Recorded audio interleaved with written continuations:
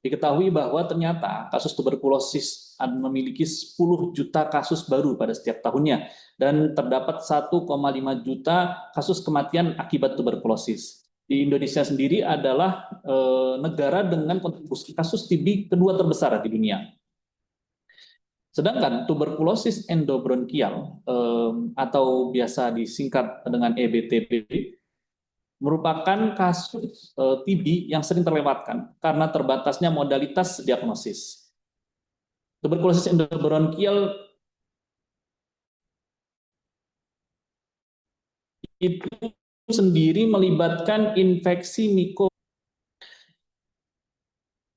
Infeksi tersebut dapat menyebabkan stenosis saluran napas dan komplikasi serius, meskipun sudah dilakukan pengobatan.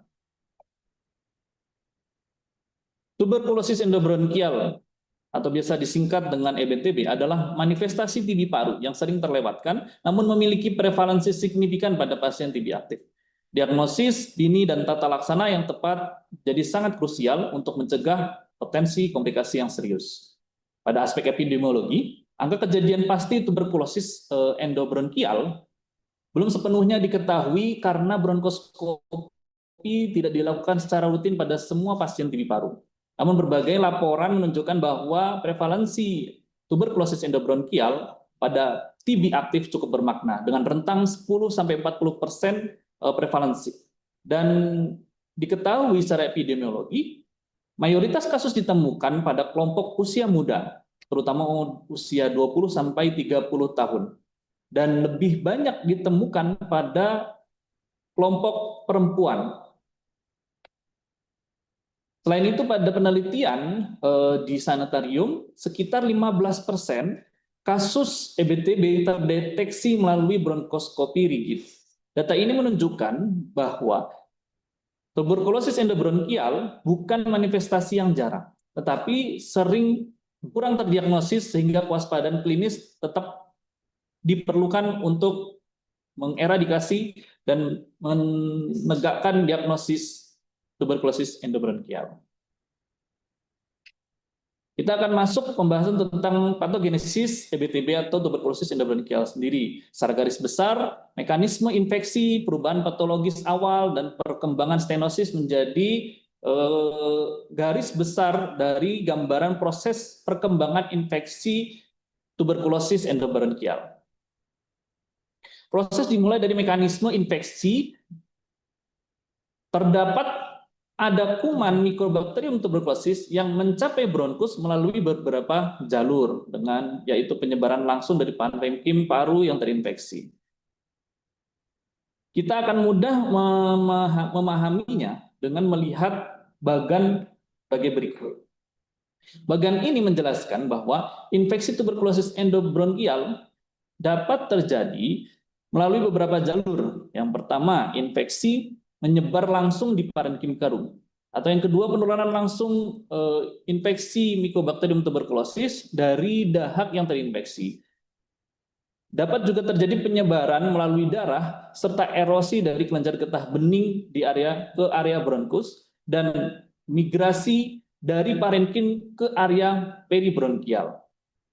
Setelah mencapai saluran pernapasan, infeksi kemudian dapat menyebar ke seluruh lapisan dinding tracheobronkial, termasuk mulai dari lamina muscularis dan area cartilago. Keterlibatan dinding bronkus ini selanjutnya menimbulkan kelainan patologis secara bertahap, dimulai infiltrasi mukosa submukosa, terbentuk ulkus, granuloma, fibroplasia, hingga terjadi stenosis tracheobronkial.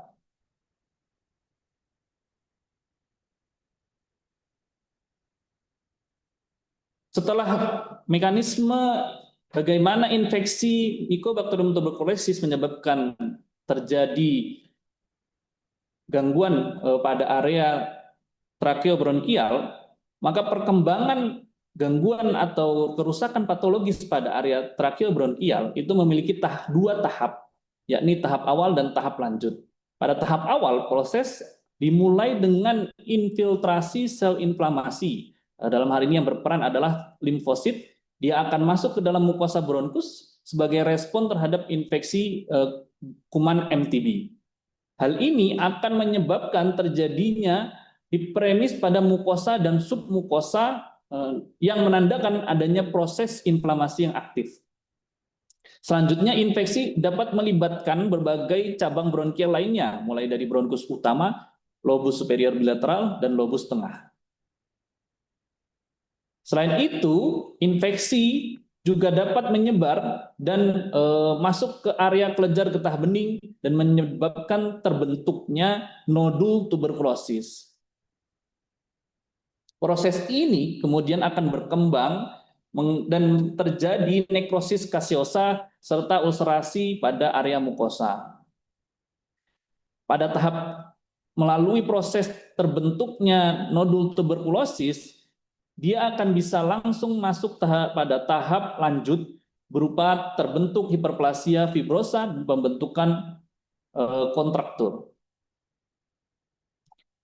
Dalam beberapa kasus, lesi ini dapat berkembang hingga menyebabkan terjadi ulkus internal dan atau polip hiperplastik yang menonjol hingga ke lumen trakeobronkial yang akan seolah-olah menyerupai seperti gambaran tumor.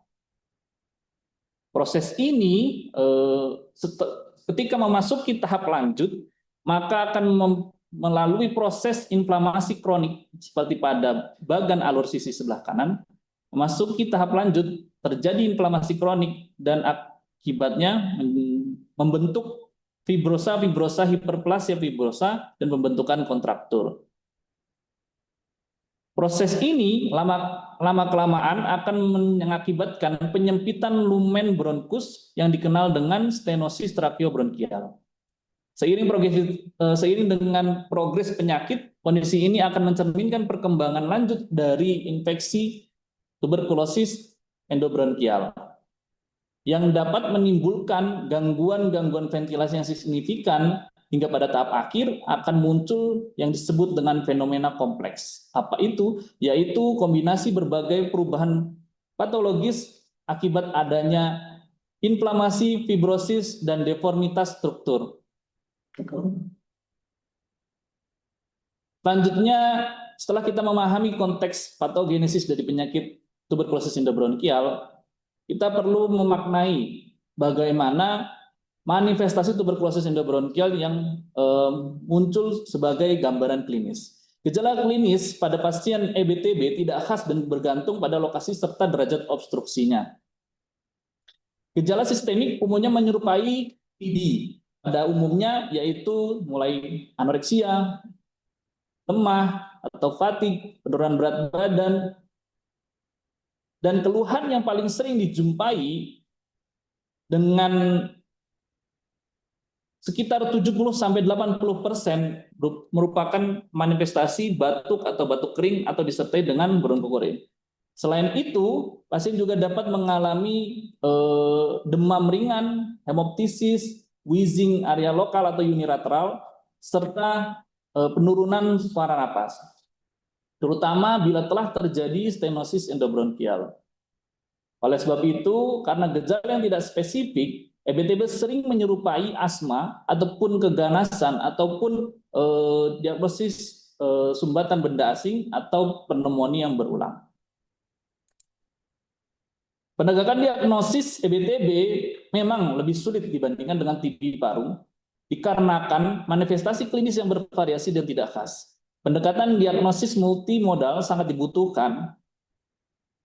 Kombinasi pemeriksaan mikrobiologis, pemeriksaan radiologi, dan bronkoskopi sebagai pemeriksaan baku emas itu perlu untuk bisa menemukan dan menegakkan tuberkulosis endobronkial. Kita awali dari pemeriksaan mikrobiologis, yaitu pemeriksaan dahak. Pemeriksaan dahak merupakan pemeriksaan langkah awal yang penting karena pemeriksaan yang paling mudah dilakukan dan paling umum tersedia. Namun perlu diketahui bahwa pemeriksaan apusan BTA sering rendah hasilnya, namun hal tersebut tidak dapat menjadi alasan untuk menyingkirkan diagnosis EBTB. Ditemukan adanya 16–53% bahwa kasus EBTB dengan hasil hapusan BTA negatif. Karena itu, hasil BTA negatif tidak dapat menyingkirkan diagnosis EBTB. Dianjurkan untuk meningkatkan kemungkinan deteksi dengan memotivasi memfasilitasi pasien dengan sputum segar. Selain itu, pemeriksaan molekuler lain seperti GenExpert, MTB atau MTB-RIF dapat membantu dan mengeliminasi umumnya dengan hasil yang lebih baik dibandingkan dengan pemeriksaan BTA.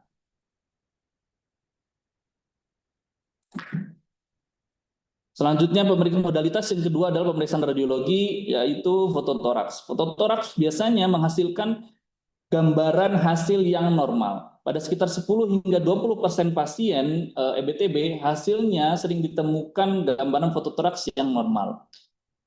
Gambaran stenosis bronkial dapat diidentifikasi dengan temuan angka 10 hingga 40% pada kasus TB paru aktif.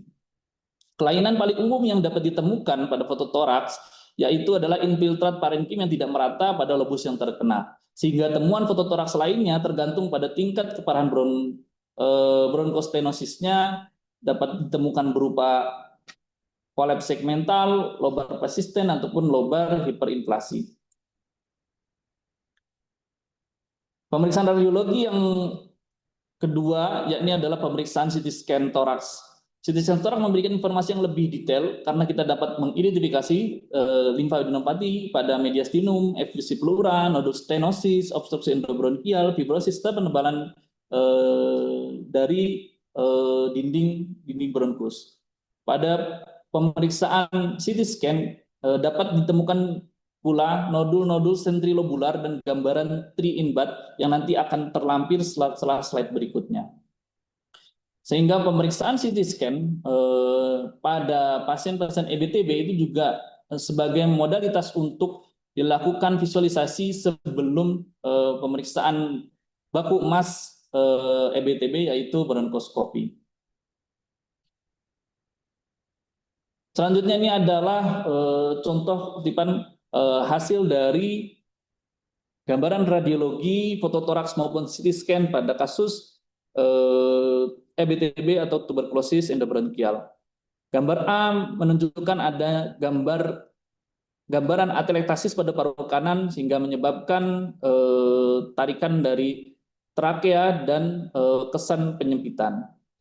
Selanjutnya pada gambar B dapat kita lihat pada garis lingkar merah nodul paru kiri dan bronkiektasis pada gambaran CT scan toraks. Pada gambar C tampak gambaran pohon bertunas pada lobus bawah kanan dengan HRCT, dan pada gambar D nodul lobus bawah kanan pada gambaran pemeriksaan HRCT.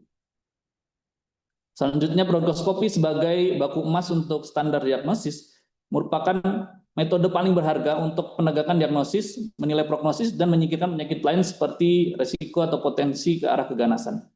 Prosedur meliputi biopsi, ikatan bronkus, aspirasi jarum, bronkoalveolar lavage, dan IBAS. Untuk konfirmasi diagnosis dapat dilakukan dengan modalitas bronkoskopi. Tampilan bronkoskopi ini sangat berkaitan dengan perkembangan penyakit dan prognosis.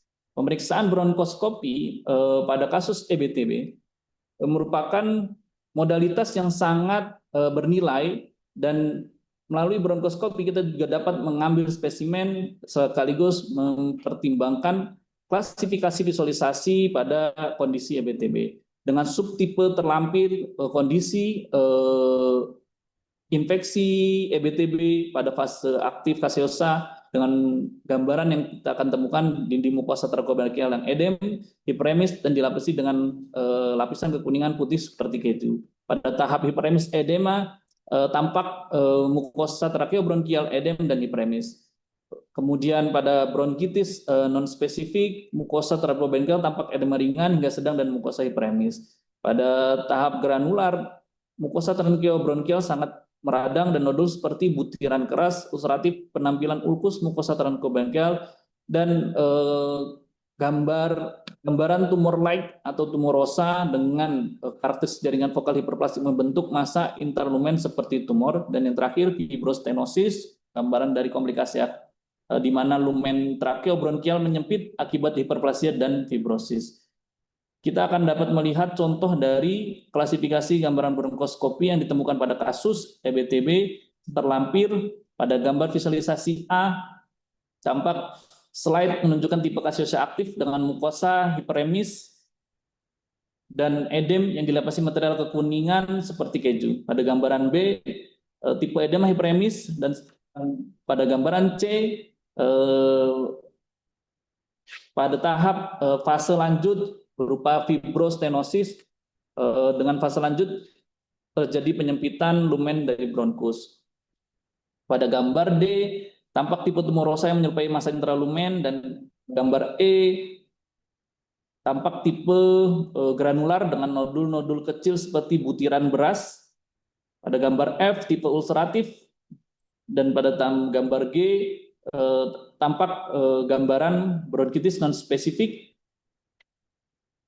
Dari ke-7 gambaran tersebut, klasifikasi ini penting karena tidak hanya membantu mengenali morfologi lesi, namun juga menggambarkan perjalanan penyakit dari proses inflamasi aktif pada tahap awal hingga terjadi stenosis bronkus pada tahap lanjutan.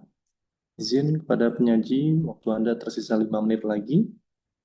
Baik, terima kasih. Terakhir yaitu adalah tata laksana.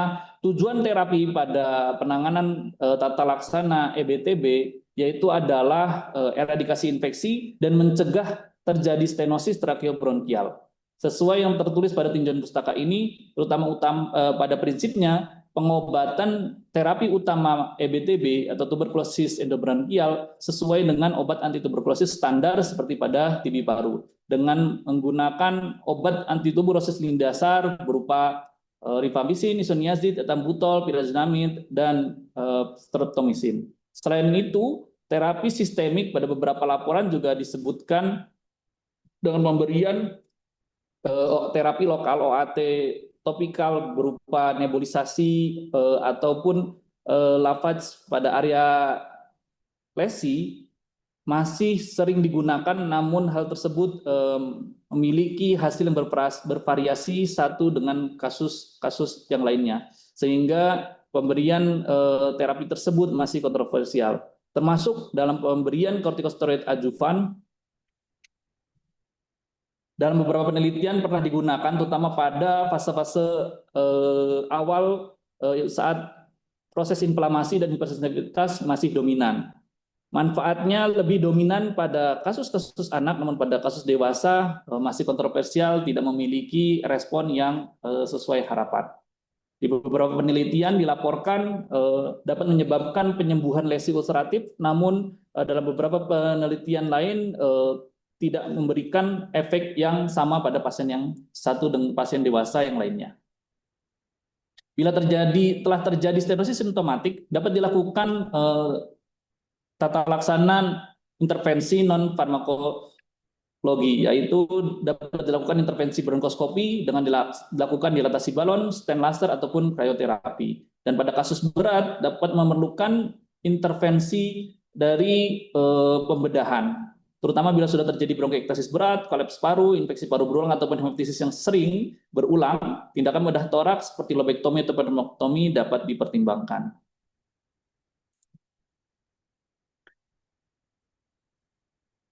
Seperti yang sudah saya sampaikan, tata laksana intervensi non-farmakologi dengan memanfaatkan bronkoskopi dapat dilakukan dilatasi balon, terutama untuk kasus fibrostenosis. Namun, resiko stenosis juga bisa menjadi komplikasi umum untuk dapat diberikan edukasi. Selanjutnya dilakukan insersi stent untuk stenosis persisten yang dapat dilepas untuk menghindari potensi atau resiko komplikasi jangka panjangnya.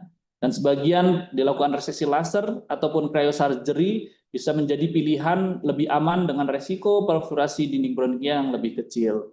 Dan terakhir, pada kasus berat dapat dilakukan pembedahan toraks dengan mempertimbangkan ada komplikasi yang serius yang telah terjadi. Dari tinjauan pustaka ini, maka keintegrasian keilmuan dan keislaman pada kasus adalah tuberkulosis merupakan penyakit yang dapat disembuhkan dengan izin Allah. Khususnya pada aspek ini adalah tuberkulosis endobronkial yang memang sulit dalam penemuan kasusnya. Namun menjadikan proses pengobatan itu adalah sebuah bentuk ikhtiar yang wajib dilaksanakan. Implementasi wisdom nafas atau menjaga jiwa, yakni dengan membantu deteksi dini untuk mencegah penyebaran, merupakan nilai-nilai makosid syariah yang perlu ditekankan kepada pasien-pasien yang menderita. Sesuai dengan hadis riwayat Muslim, likulli da'in dawaun fa idza usiba dawa'ud da'i bara'u biidnillahi azza wa jalla. Karena setiap penyakit ada obatnya, apabila obat itu tepat untuk suatu penyakit, maka ia akan sembuh dengan izin Allah SWT. Kesimpulan dari tinjauan mustaka ini, tuberkulosis endobronkial atau EBTB adalah bentuk TB dengan gejala non-spesifik yang membutuhkan perhatian. Karena kita harus dapat mencegah komplikasi terjadi stenosis bronkial. Diagnosis dini dan pemberian obat anti tuberkulosis yang adekuat dapat mencegah komplikasi. Pendekatan diagnostik multimodal mencakup radiologi, mikrobiologi, dan bronkoskopi adalah kunci dari penanganan dan manajemen dari kasus tuberkulosis endobronkial. Klasifikasi visual bronkoskopi pada tuberkulosis endobronkial atau EBTB menjelaskan perkembangan penyakit dan prognosis sehingga dapat dilaksanakan tindak lanjut sesuai dengan kondisi. Penelitian lebih lanjut masih diperlukan untuk pengembangan dan pelaksanaan kasus tuberkulosis endobronkial itu sendiri. Demikian pembacaan tinjauan mustaka saya, kami aturkan. Terima kasih. Assalamualaikum warahmatullahi wabarakatuh. Waalaikumsalam.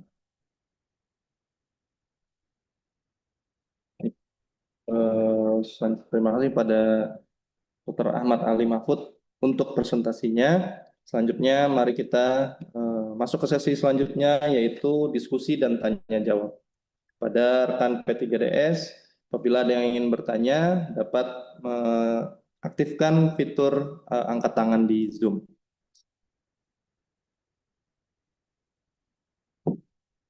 Baik, kepada Dr. Abdul Rahman, dipersilakan dokter.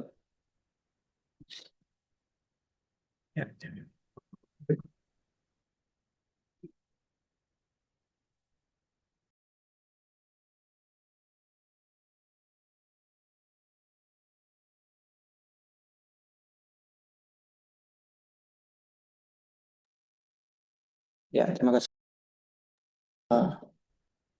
Sebelumnya, selamat kepada Dr. Ahmad Ali Mahfud atas penyajian tinjauan pustaka keduanya mengenai strategi manajemen tuberkulosis endobronkial yang sudah sangat menarik ya dok.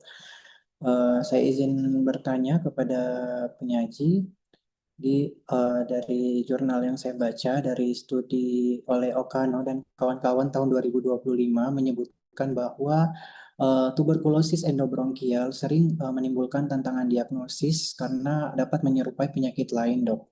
Nah, dengan hasil sputum yang negatif ditemukan pada sekitar 50% kasus sehingga berpotensi menyebabkan keterlambatan deteksi atau diagnosis tersebut. Nah, pertanyaan saya, dengan tingginya angka sputum negatif tersebut, menurut penyaji, apakah keterlambatan diagnosis dari endobronkial tuberkulosis ini lebih disebabkan oleh keterbatasan pemeriksaan awal atau karena memang manifestasi klinisnya yang menyerupai penyakit lain, dok? Baik, terima kasih. Saya kembalikan ke moderator.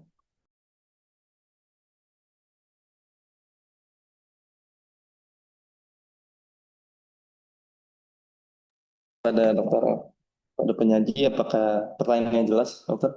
Cukup jelas. Baik. Baik, terima kasih atas pertanyaan Dr. Rahman. Betul sekali dokter, menjadi kilas balik pada kasus tuberkulosis endobronkial adalah bagaimana penegakan TB endobronkial ini yang harus melibatkan modalitas pemeriksaan yang multiple atau lebih dari satu. Pada secara gejala juga tidak memiliki, dijelaskan secara literatur, tidak memiliki gejala yang khas, melainkan gejala-gejala yang ada menyerupai pada kasus-kasus TB paru dan lainnya. Kenapa kasus ini, penegakan diagnosis ini memang sering terabaikan, selain karena ketidakhasan gejala pada kasus EBTB atau tuberkulosis endobronkial, banyaknya false negatif dari pemeriksaan sputum atau rendahnya hasil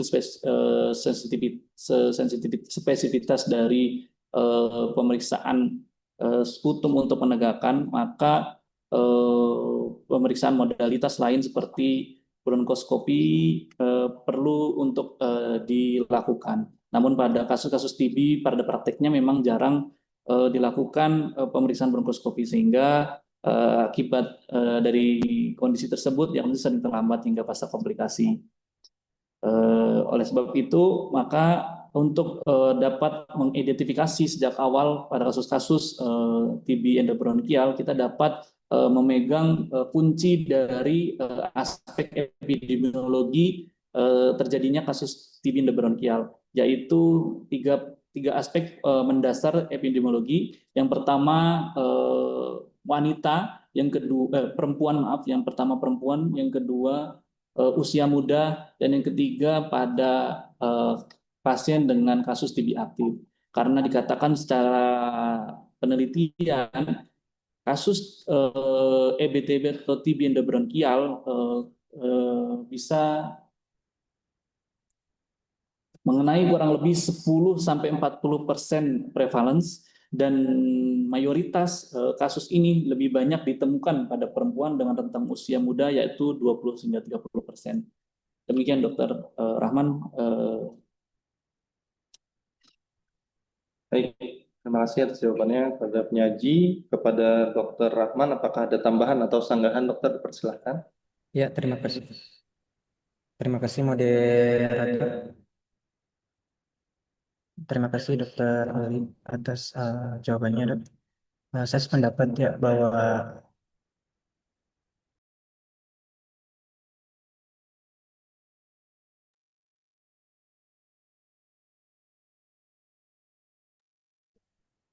saya sependapat bahwa keterlambatan diagnosis dari endobronchial tuberculosis ini memang merupakan kondisi multifaktorial ya, Dok. Namun jika kita lihat lagi faktor yang lebih dominan, yang cenderung saya cenderung menilai dari literatur yang saya baca di sini cenderung menilai bahwa keterbatasan modalitas diagnostik awal ini memegang peran utama yang bermakna, Dok. Hal ini terutama disebabkan oleh karena rendahnya sensitivitas pemeriksaan sputum pada endobronchial tuberculosis. Nah, ini mengapa demikian? Jadi memang di literatur ini memang sudah disebutkan bahwa akibat obstruksi bronkus oleh jaringan granulasi sehingga pelepasan basil menjadi terbatas, Dok. Nah, selain itu temuan radiologis juga sering tidak spesifik, bahkan dapat tampak normal pada sebagian kasus. Nah, di sisi lain manifestasi klinis juga menyerupai penyakit lain yang tadi sudah disebutkan, sehingga ini berkontribusi bermakna juga terhadap rendahnya kecurigaan klinis. Oleh karena itu, kombinasi antara keterbatasan diagnostik di awal dan rendahnya indeks kecurigaan klinis menjadi faktor utama yang menyebabkan endobronchial tuberkulosis ini memang sering terlewat pada fase-fase awal diagnosis, Dok. Nah, makanya hal ini tuh menekankan pentingnya pendekatan yang lebih meluas atau menyeluruh seperti yang tadi sudah disampaikan penyaji, bahwa dengan mempertimbangkan bronkoskopi pada kasus yang mencurigakan itu juga sangat diperlukan. Ya, terima kasih moderator. Saya kembalikan ke moderator.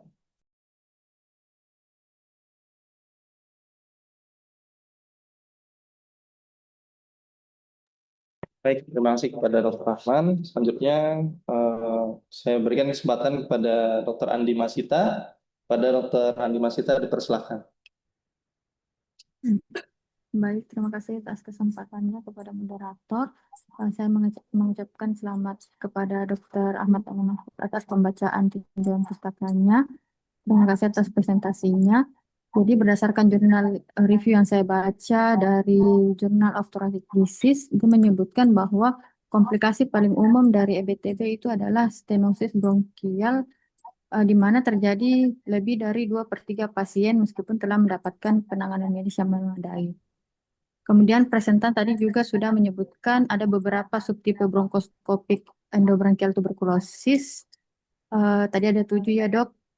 Pertanyaan saya, bagaimana subtipe tersebut berhubungan dengan risiko komplikasi stenosis ini? Apakah ada subtipe tertentu yang memiliki risiko lebih tinggi untuk berkembang menjadi stenosis? Terima kasih, Dok. Baik, terima kasih. Pertanyaannya Dr. Andi Masita pada Dr. Ahmad Ali Mahfud, apakah pertanyaan sudah jelas? Baik, dokter silakan. Terima kasih Dokter Ita atas pertanyaannya. Jadi izin saya akan tampilkan pada slide bronkoskopi dengan klasifikasi visualisasi temuan bronkoskopi pada EBTB.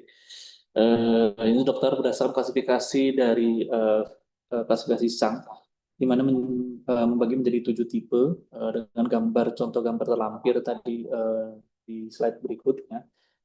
Bagaimana tipe tersebut memiliki risiko komplikasi stenosis yang lebih tinggi dan lebih kuat.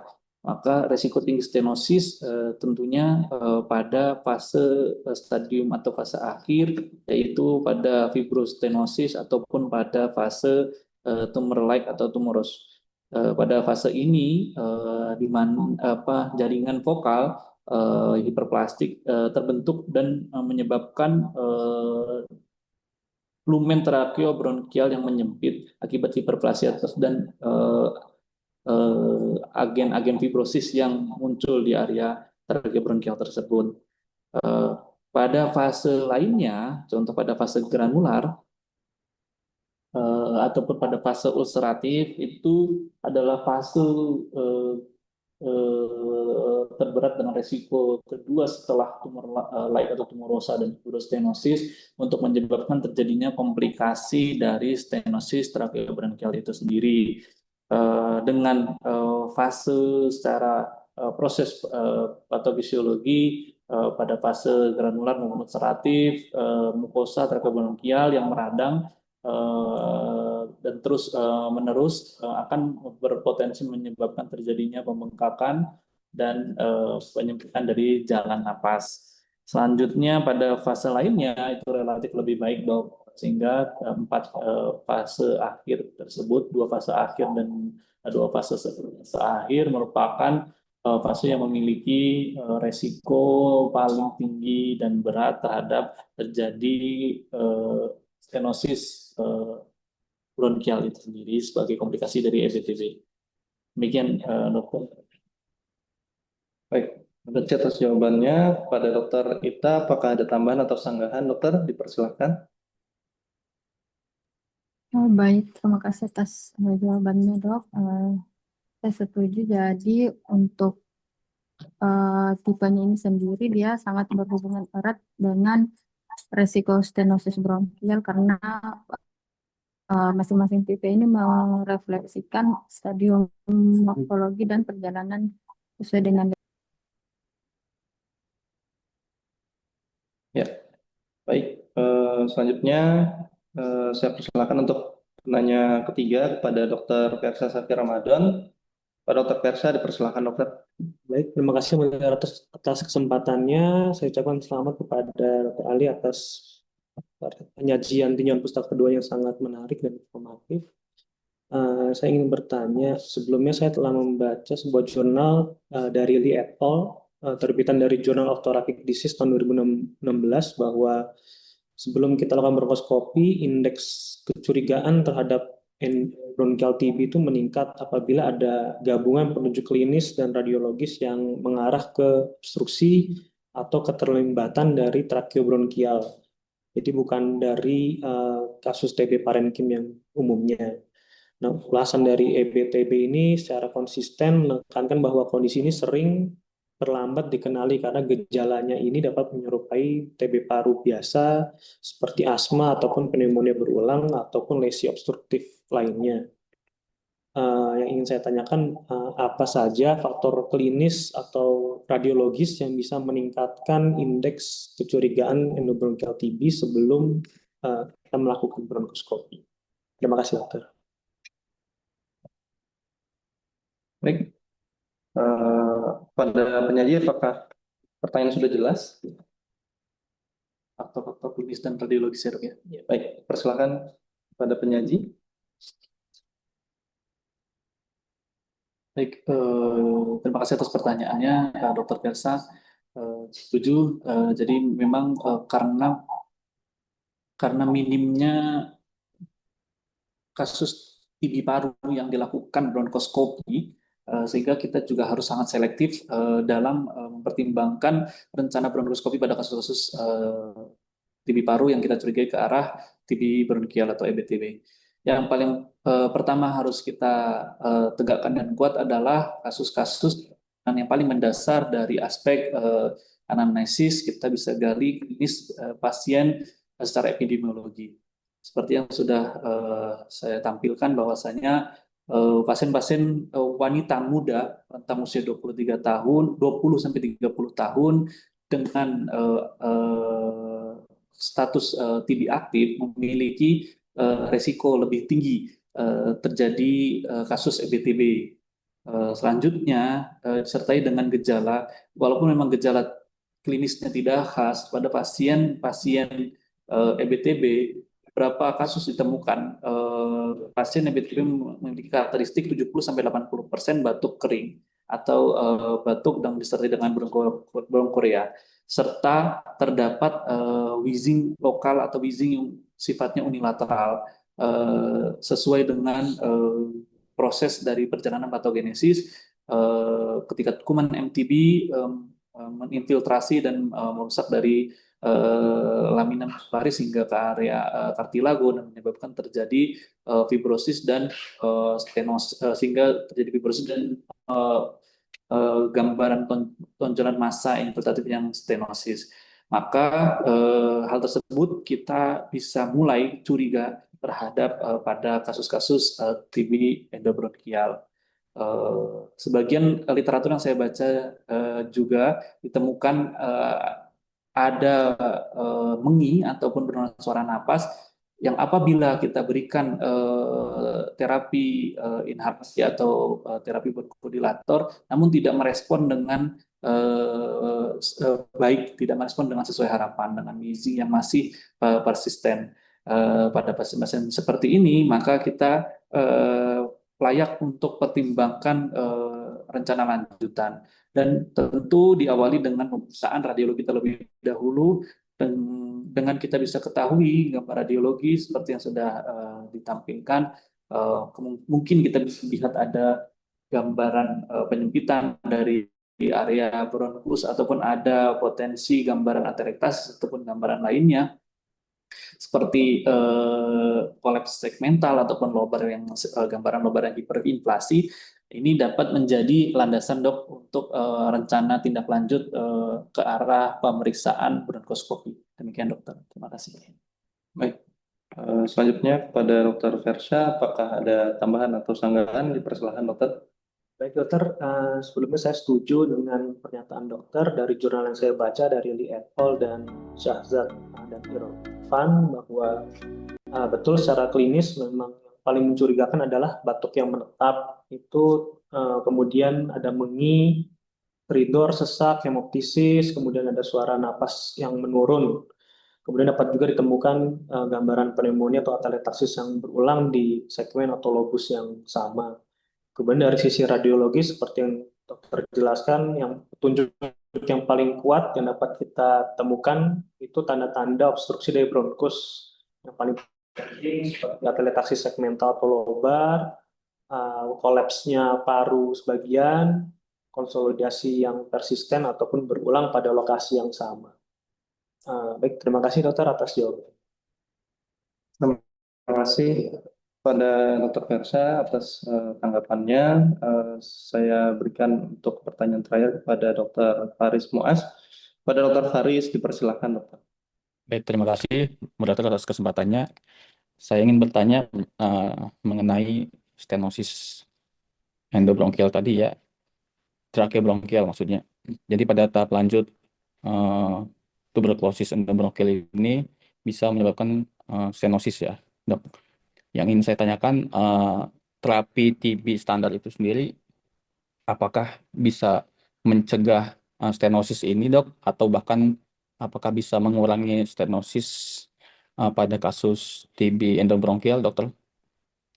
Demikian, dok. Baik, terima kasih pertanyaan Dr. Faris. Pada penyaji, apakah pertanyaannya cukup jelas? Baik, dipersilakan dokter. Baik, terima kasih dok.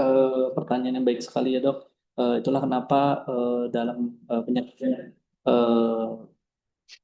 kasus pada penyajian tinjauan pustaka tuberkulosis indah bronkial, dari aspek tata laksana, hal paling fundamental yang perlu kita pahami adalah eradikasi infeksi dan mencegah stenosis tracheobronchial.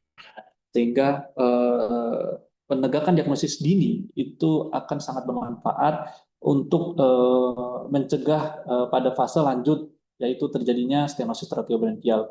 Lantas bagaimana dengan kondisi ketika pasien sudah melalui fase lanjut dan terjadi stenosis tracheobronchial, maka sesuai dengan tujuan prinsip utama terapi, yaitu eradikasi infeksi, pemberian obat antituberkulosis merupakan tujuan utama untuk eradikasi bakteri.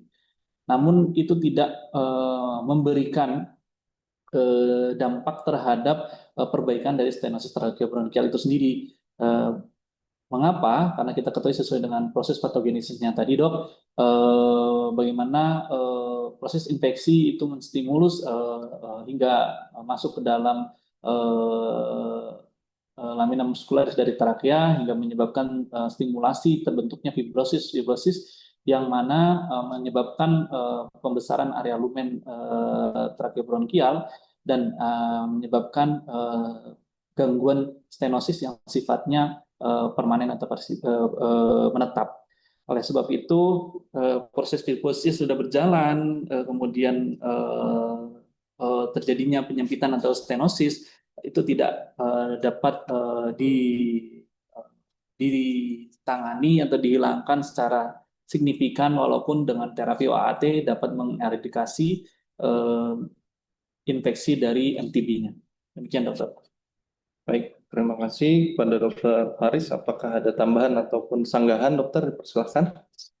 Ya, kurang lebih sama ya dari jurnal yang saya baca, juga dari Journal of Thoracic Disease mengenai long-term outcome of tracheobronchial stenosis due to tuberculosis. Ini mengatakan memang ketika sudah terjadi stenosis itu biasanya tidak bisa kembali seperti semula gitu ya. Dan OAT itu biasanya hanya bisa untuk mengurangi kemungkinan terjadinya stenosis atau keparahan penyakitnya, tapi tetap tidak juga bisa mencegah sepenuhnya terjadinya stenosis. Kemudian dan pemberian OAT ini memang sebaiknya diberikan lebih awal dan didiagnosis lebih awal sehingga terjadinya stenosis ini bisa dicegah. Namun kalau udah terjadi stenosis itu biasanya kita dianggap sudah terlambat ya, Dok ya, untuk mengobati si stenosisnya itu sendiri. Demikian, Dokter. Baik, terima kasih kepada Dr. Faris Muaz. Izin untuk saya cukupkan sesi diskusi dan tanya jawab. Selanjutnya mari kita dengarkan komentar dari Dr. Sabrina Petatriana selaku komentator. Pada Dr. Sabrina, dipersilakan, Dokter.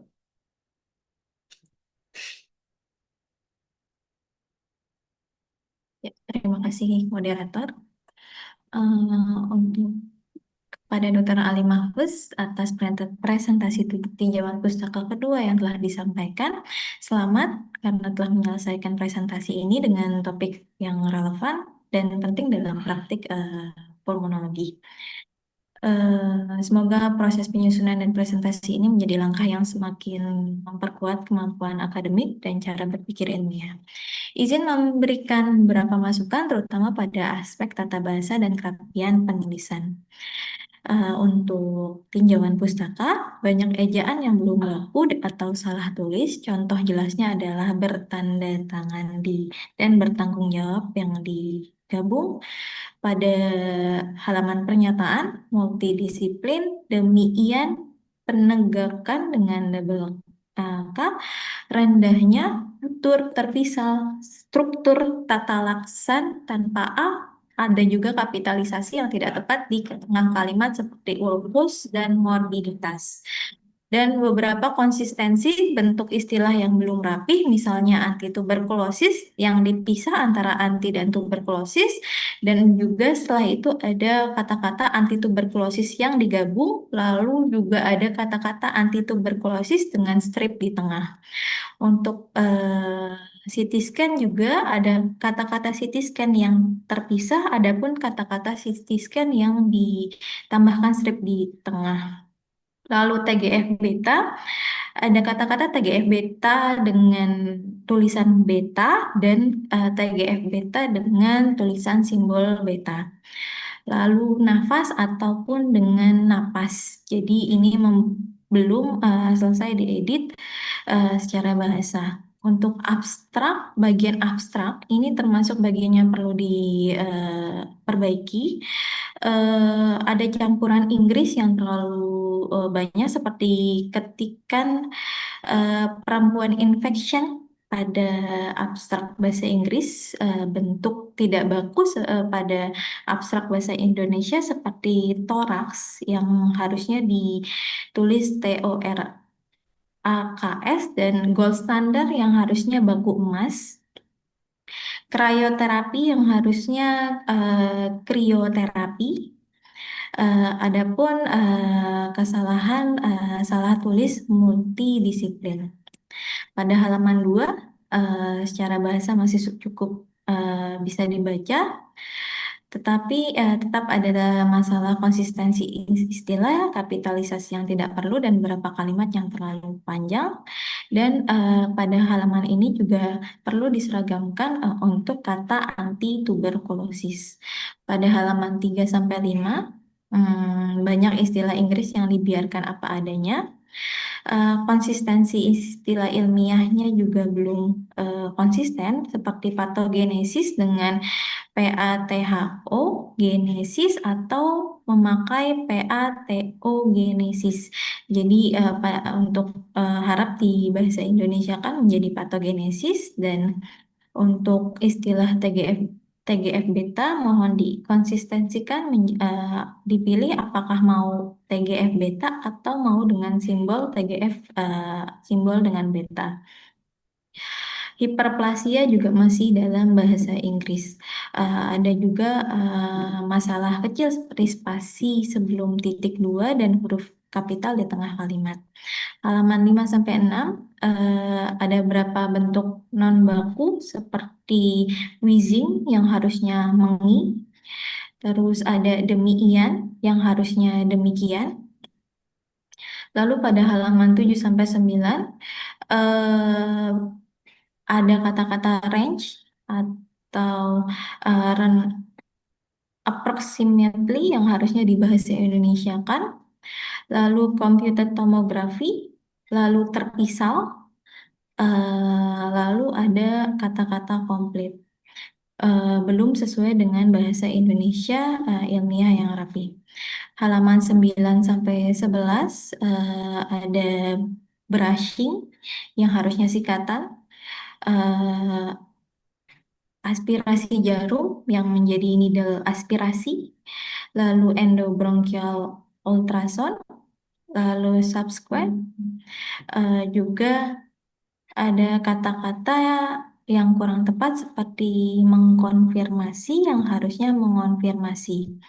Untuk halaman 14 dan kesimpulan, masih ada masalah bentuk kata seperti kapitalisasi, lalu morbiditas dengan M besar dan tata laksan tanpa A.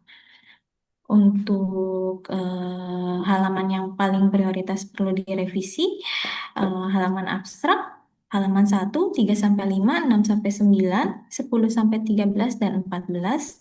Lalu ditutup dengan perapian pada daftar pustaka di halaman 15-16.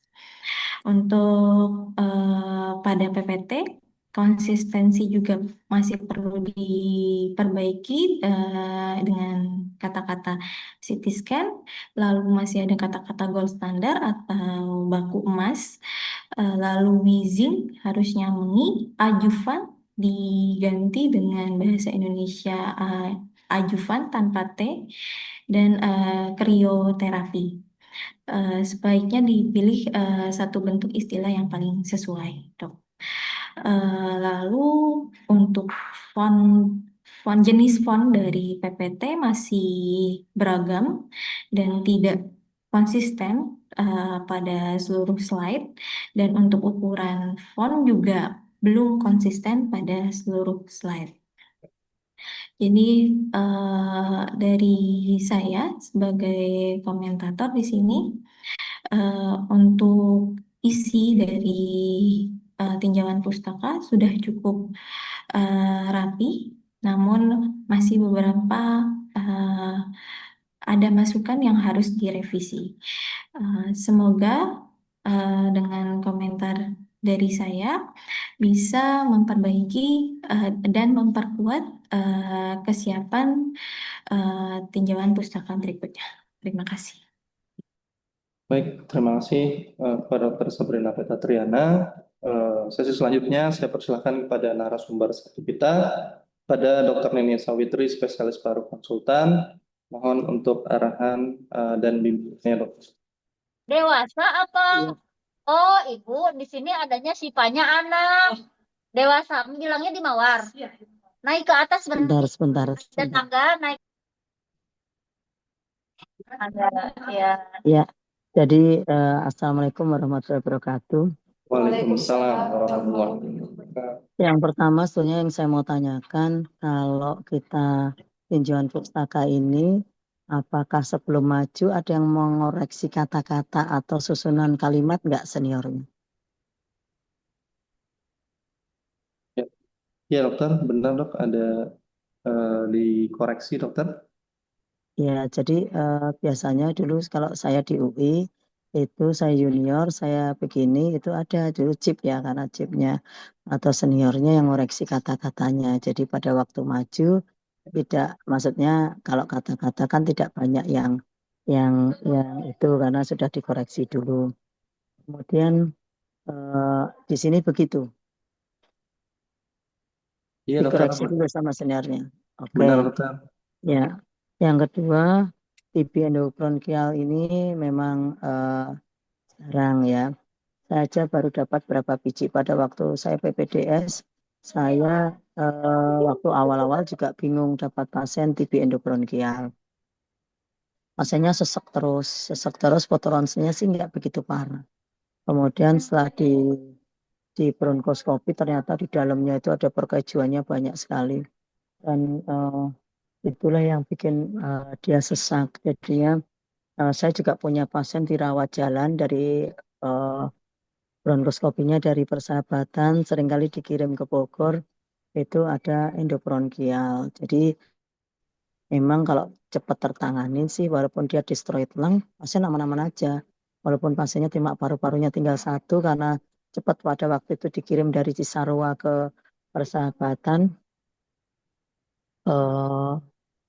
pada waktu itu kita mau mungkin pada waktu itu dirujuk karena mau dilatasi, ternyata di sana di bronkoskopi positif, jadi endobronkialnya itu. Tapi alhamdulillah bulan 9 walaupun fotoronsen tidak ada perbaikan ya karena disteroid sudah disteroid yang kiri, tapi ya karena ada hak semuanya negatif, fotoronsen nggak ada perburukan, yang kanan malah bagus, yang kiri memang disteroid kan nggak ada perbaikan. Ya destroyed, namanya destroyed kan sudah fotoronsennya menetap, jadi klinisnya tapi bagus banget ya kita pulang. Tapi rata-rata OAT sih biasanya yang bagus adalah 9 bulan untuk terapinya, karena kadang 6 bulan kita kan nggak tahu sisa-sisa, kecuali mau di bronkoskopi ulang, diperiksa lagi BTA-nya, kan pasien juga nggak mau kalau diteropong kemudian dilihat BTA-nya. Kalau pasien paru biasa kan BTA-nya dilihat kemudian diulang lagi. Tapi kalau teropong kan seringkali pasien harus diteropong kan pasien juga nggak mau ya kalau diteropong berulang-ulang. Jadi ya itu tadi pengobatannya sebetulnya hampir sama dengan TB, hampir sama sih, sama sebetulnya ya. Cuma masalah untuk diagnosis ini susah. Jadi kadang kita nggak ngeh bahwa dia itu TB endobronkial. Makanya kalau bronkoskopi kan saya selalu periksa BTA minimal, kalau sudah TCM enggak, kalau belum TCM enggak, saya periksa TCM dari bronkoskopi untuk melihat itu, apalagi pada waktu bronkoskopi ternyata ada bercak-bercak putih atau hiperemis, kita harus curiga untuk TB endobronkial.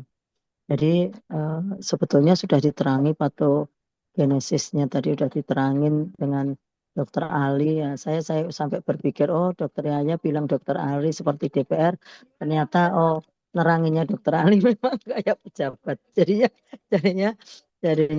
saya ya lumayan sih neranginnya dari itunya, dari terapinya, dari sampai diagnosisnya memang ini susah. Nanti kalau kita dapat, kita bisa lihat tuh. Jadi kita bisa bikin eh, eh, abstrak atau bikin bikin untuk laporan kasus atau untuk pasien-pasien yang TB endobronkial karena jarang sekali ini kita dapat ya. Tapi dasarnya kita sudah tahu ini loh ada TB endobronkial gitu ya. Oke, dokter. Ya, oke. Baik, Ada pertanyaan? Kalau ada pertanyaan.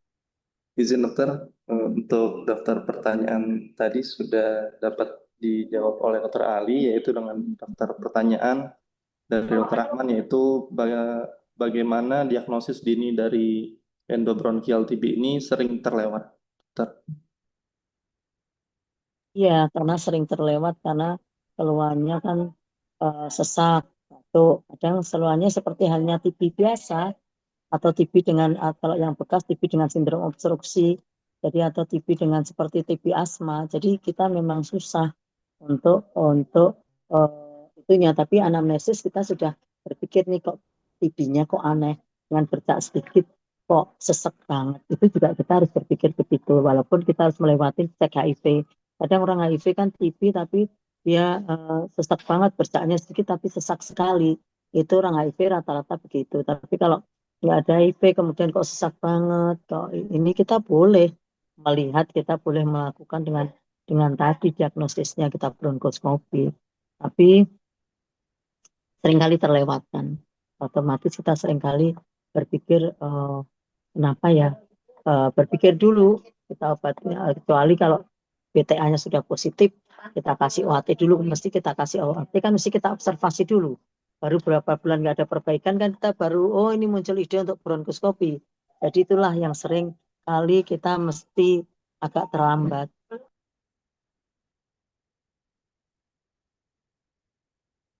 Baik, dokter. Pada dokter ini apakah masih ada umpan balik selanjutnya, dokter, atau masukan pada dokter Ali? Ya masukannya kita cari nanti kalau ada pasien ada tanda-tanda seperti ini kita sudah curiga dulu, kita anamnesis yang lengkap, kita pemeriksaan untuk itunya. Jadi kita siapa tahu kita punya angka, oh ini loh di Cisarua angka TB endobronkial ada gitu loh istilahnya ya. Ya. Baik, dokter. Terima kasih kepada Dr. Eni Sawitri, spesialis paru konsultan. Selanjutnya saya berikan kesempatan kepada narasumber kedua kita, Dr. Marsha Iredita Ai, spesialis paru, untuk memberikan umpan balik dan masukan ya, dokter. Pada Dr. Marsha, dipersilahkan, dokter. Ya, Assalamualaikum warahmatullahi wabarakatuh. Suara saya terdengar? Dengar, dokter? Iya, iya terdengar ya. Ya, jadi kalau untuk terkait materi ya memang kan salah satu TBE ini salah satu penyebab obstruksi saluran napas ya. Kayak gitu biasanya pasiennya datang dengan mengi persisten, terus sudah menjalani pengobatan TB, klinis perbaikan tapi saluran napasnya masih tidak enak, toleransi aktivitasnya masih kurang baik. Ya, biasanya memang kita harus lanjutkan dengan bronkoskopi, nanti kita tentukan apakah memang sikatriknya luas atau tidak. Luas nanti biasanya dikasih dilatasi balon atau nanti yang sesuai dengan kebutuhan pasiennya. Ya, kalau tambahan dari saya itu aja. Yang lainnya tadi sudah dijelaskan oleh Dokter Neni. Saya mungkin mau lebih menekankan ke naskah ya kepada presentan. Ini saya baru menerima naskahnya 1 minggu sebelum presentasi tinjauan pustaka ini. Setahu saya harusnya 1 bulan sebelumnya, walaupun tanggalnya dimajuin tetap aja harusnya tetap 1 bulan sebelumnya. Ya, kayak gitu. Saya nggak ada mengkoreksi dari 1 bulan sebelumnya, jadi saya juga nggak ada tanda tangan naskahnya. Kemudian, banyak kalimat-kalimat bahasa tidak baku yang inkonsisten, yang bikin bingung bacanya. Jadi ada di situ ada tulisan di naskahnya ada kurasan, ada lafaz. Jadi sebenarnya ini yang dimaksud mau bilasan kah atau bal? Kalau mau pakai padanan bahasa Indonesianya pakainya bronkoalveolar lavage, kurasan bronkus. Kalau bilasan bronkus beda lagi kayak gitu. Terus istilah-istilah yang tidak bisa diterjemahkan tidak usah diterjemahkan asal konsisten makainya. Kayak teriinbat itu tidak perlu diterjemahkan karena bikin bingung kalau diterjemahkan ya. Terus kayak singkatan di awal kalimat itu kan nggak perlu, kan udah pernah dijelasin juga sama Dokter Arif. Saya juga udah pernah ngasih tahu ya kan cara penulisan TP yang baik udah saya ulang juga. Ya kalimat-kalimat singkatan tidak boleh di awal kalimat. Terus kayak jarak antar paragrafnya kayak gitu. Terus ada paragraf yang masih pendek juga yang cuma 4 baris kayak gitu. Padahal syarat paragraf itu minimal 8 sampai 12 ya. Jadi secara naskah ini masih sangat banyak yang perlu diperbaiki. Cuman ya karena ngasihnya ke saya mepet, jadi saya tidak bisa koreksi banyak. Ya itu nanti saya kembalikan ke prodi mau gimana. Ya itu aja tambahan dari saya. Lain kali kalau dia maju TP, narsumnya saya, naskahnya ngasih mepet, saya nggak mau tanda tangan, saya nggak mau jadi narsum. Baik, dokter, terima kasih atas umpan baliknya. Selanjutnya telah hadir bersama kita Dr. Muhammad Norman Arifiansyah. Pada Dr. Norman, mohon arahan dan bimbingannya, dokter. TP kedua, komentar ke TP kedua, seharusnya lebih baik kepada TP pertama. Dan pertama, etika dijaga nomor 1. Kalau etika udah nggak ada, kita nggak lihat lagi ilmunya sedalam apa ya dok. Jadi kan ada pepatah adab sebelum ilmu. Jadi kalau mau dapat ilmu ya harus punya adab dulu. Kalau adab sudah dilangkahi ya jawab sendiri. Baik, terima kasih. Terima kasih kepada Dr. Muhammad Norman Arifiansyah atas tambahannya.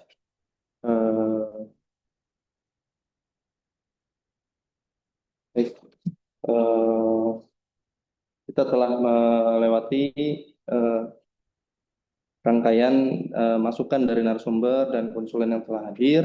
Selanjutnya saya akan memberikan kesimpulan dari tinjauan pustaka kedua dari Dr.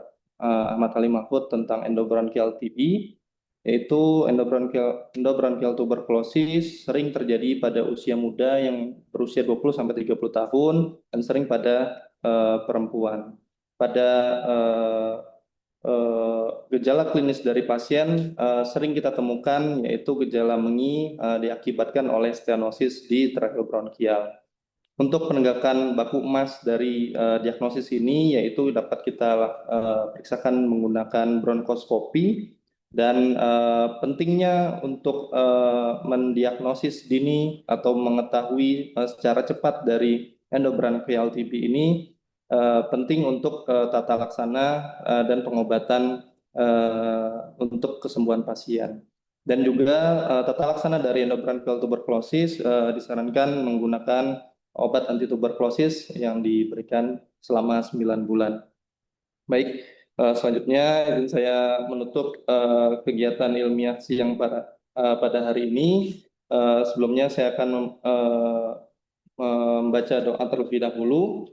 Bismillahirrahmanirrahim. Allahumma inna nasta'iduka ma'alam tanahu fardu ilaina inda hajatina walatun sinahu ya rabbal alamin. Yang artinya, ya Allah, sesungguhnya kami titipkan kepadamu apa yang engkau ajarkan kepada kami, maka kembalikanlah ia kepada kami ketika kami membutuhkannya. Dan janganlah engkau buat kami lupa padanya. Amin ya rabbal alamin. Saya Dr. Muhammad Aksaran Riawan selaku moderator, mohon maaf apabila ada khilaf dan kekurangan selama memandu kegiatan ilmiah siang hari ini. Baik, saya tutup dengan membaca alhamdulillah dan doa kafaratul majelis. Alhamdulillahirabbil subhanakallahumma wa bihamdika asyhadu an la ilaha illa anta astaghfiruka wa atubu ilaik. Saya tutup dengan mengucapkan wassalamualaikum warahmatullahi wabarakatuh. Waalaikumsalam warahmatullahi wabarakatuh.